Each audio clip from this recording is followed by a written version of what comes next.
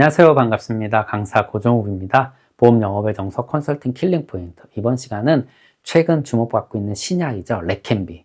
이 레캔비는 치매 치료의 새로운 장을 열었다라고 하는데, 이 레캔비를 보험 영업에 적극적으로 활용할 수 있는 방법, 화법에 대해서 이야기해 보도록 하겠습니다. 먼저 이 화법은 이 세 가지를 갖고 있어야 된다라고 했습니다.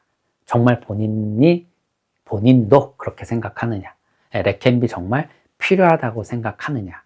두 번째는 그러면 그 내용을 고객들한테 전달을 할 때 기승전결의 구조를 갖고 전달해야 된다.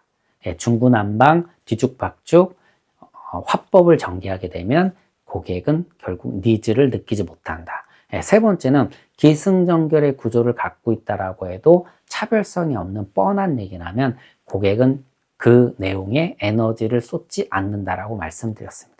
근데 이 세 가지를 다 갖췄음에도 불구하고 고객하고 처음에 이 내용을 전달을 할 때 접점을 잘못 잡으면, 예를 들어서 혼자 주구장창 일방적으로 전달한다면 고객은 듣지 않는다라는 것이죠. 그래서 접점을 잘 잡아야 된다라고 말씀드렸고, 접점을 잡는 방법 중에 가장 좋은 방법은 질문을 하는 거라고 말씀을 드렸습니다.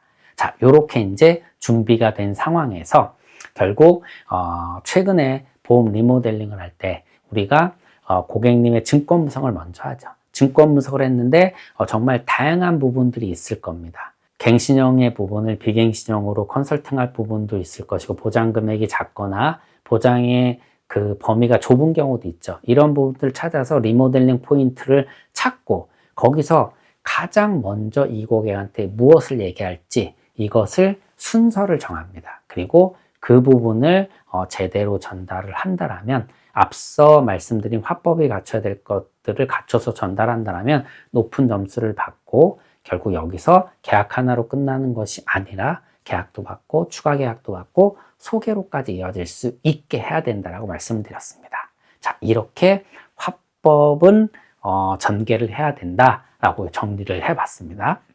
네, 그러면 치매에 대해서 간단하게 좀 정리를 해보도록 하겠습니다. 먼저 대표적인 치매는 알츠하이머성 치매죠. 바로 노화로 인한 치매인데, 이 치매는 전체 치매의 75.5%를 차지할 정도로 엄청나게 많습니다. 다음으로는 급격한 치매라고 해서 뇌출혈이나 뇌경색 같은 뇌혈관 질환으로 인한 치매입니다. 이게 8.6% 정도 차지하고, 마지막으로 기타 치매들, 루이소치 치매라든가 파킨슨병 또는 알코올성 치매, 이것들이 15%, 16% 정도를 차지합니다.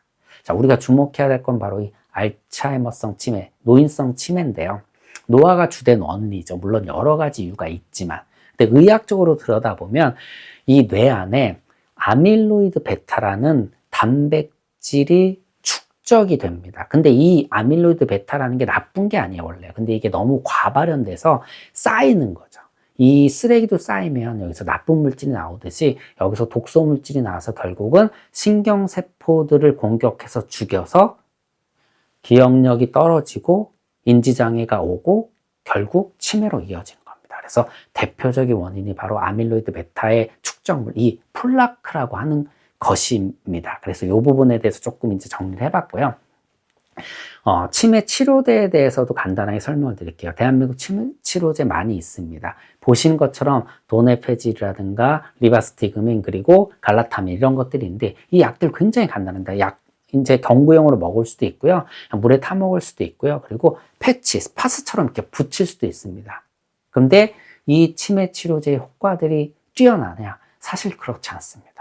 자, 왜 그런가 하면, 앞서 말씀드린 것처럼 알츠하이머성 치매 원인은 플라크라고 하는데, 이 치료제들은 플라크랑 상관없고요. 실제 신경 전달 물질인 우리가 아세트콜린이라는 것이 있습니다. 간단하게 설명을 드리면, 뇌가 어떤 명령을 하면 이 이제 신경 전달 물질이 딱 명령을 하고 얘는 사라집니다.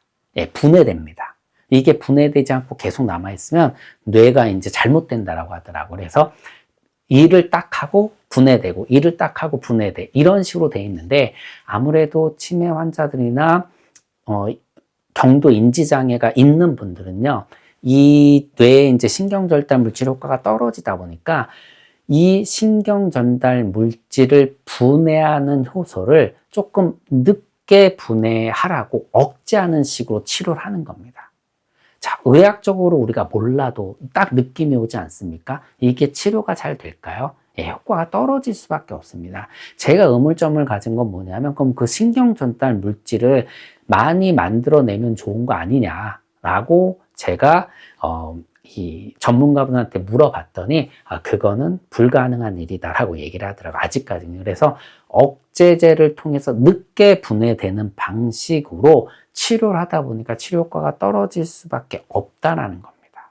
그래서 실제 현재 치매 치료제들은 아세트콜린 분해 요소를 억제하는 방식으로 하고 있고, 고치는 것이 아니라 늦추는데 그 효과마저 굉장히 떨어진다라고 하는 거죠. 그런데 레켄비가 왜 이렇게 이제 뭐 꿈의 신약이다, 꿈의 치매 치료제라고 얘기를 하느냐? 일단 레켄비도요, 고치는 거 아닙니다. 똑같아요. 늦추는 겁니다.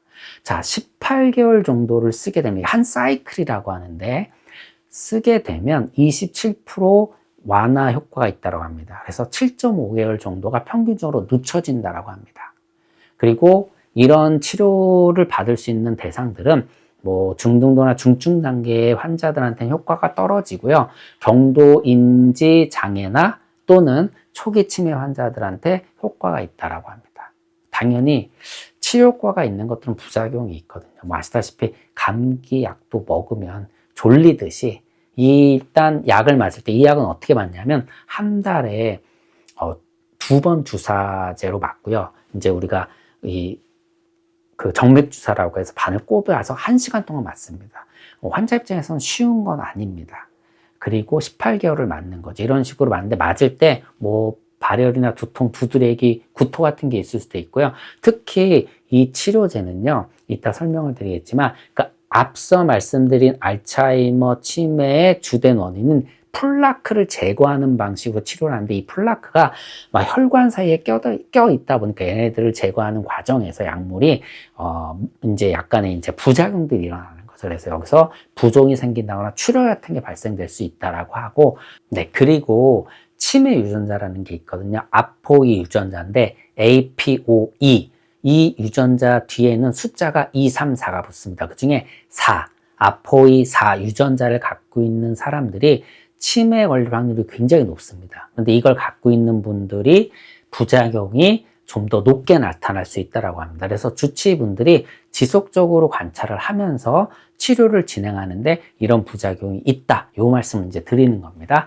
자, 그러면 레켄비가 왜 꿈의 치료제라고 불리우느냐? 자, 앞서 말씀드린 기존 치료제들은 아세트콜린 분해 효소를 억제하는 방식으로 치료를 하는데, 이 레켄비는 대표적인 원인이 되는 플라크를 제거하는 방식으로 치료를 하다 보니까 굉장히 효과가 뛰어나다라는 것이죠. 그리고 이제 시작일 뿐인 겁니다.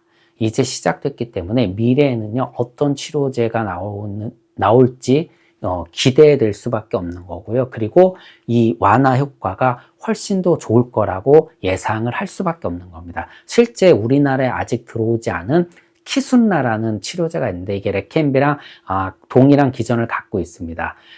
레켄비는 일본 회사가 만든 거고, 에자이라는 회사가 만든 거고, 키순라는 미국의 릴리라는 회사가 만든 건데, 이 릴리라는 회사에서 만든 상품은요, 한 달에 한 번만 맞으면 되고, 한 번 맞을 때 30번 맞으면 됩니다. 훨씬 더 환자 입장에서는 편하죠. 그리고 효과가 앞서 말씀드린 레켄비는 27%인데 얘는 완화 효과가 35%까지 늘어나 있습니다. 이제 우리나라에 들어오면 또 이 치료제가 이제 적극적으로 사용이 되겠죠. 하지만 가격은 한 20% 정도 또 더 비쌉니다. 근데 핵심은 뭐냐면, 일단 치료 방식이 완전 바뀐 겁니다. 개념 자체가 바뀌었기 때문에 미래가 기대될 수밖에 없고, 지금은 이제 병용 치료 시대라고 하죠. 칵테일 요법이라고 하는데 섞어서 이제 치료를 한다라는 거죠. 말 그대로. 암 치료 시장에서도 뭐 이 치료 효과는 엄청나다는 거 다 알고 계실 겁니다. 암 수술과 항암 약물 치료, 항암 방사선 치료들의 병행을 얘기하는 건데, 여기서도 현재 뭐 도네페질과 레켄비를 같이 쓰고 있고, 미래에 또 레켄비랑 키순라를 또 병행해서 쓸 수도 있습니다.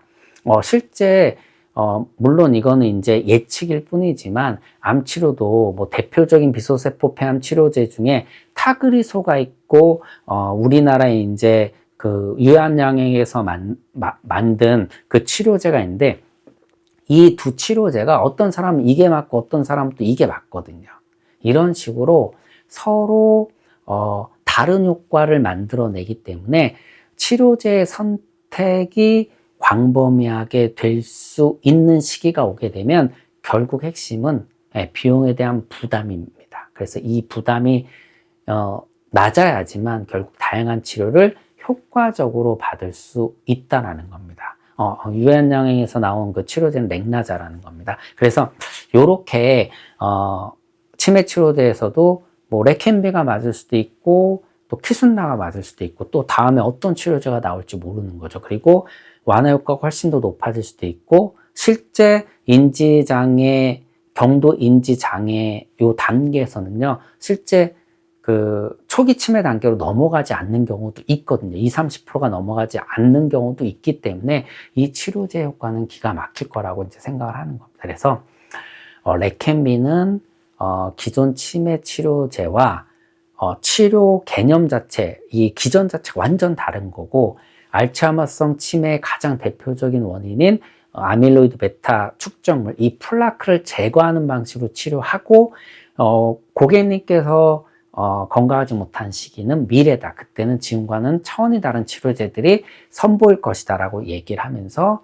이 치매보험 세일즈, 특히 초기 치매 진단금이 작지 않습니까? 이런 분들을 타겟으로 해서 영업을 한다라면, 컨설팅을 한다라면 훨씬 더 좋은 효과를 만들어낼 수 있지 않을까 합니다.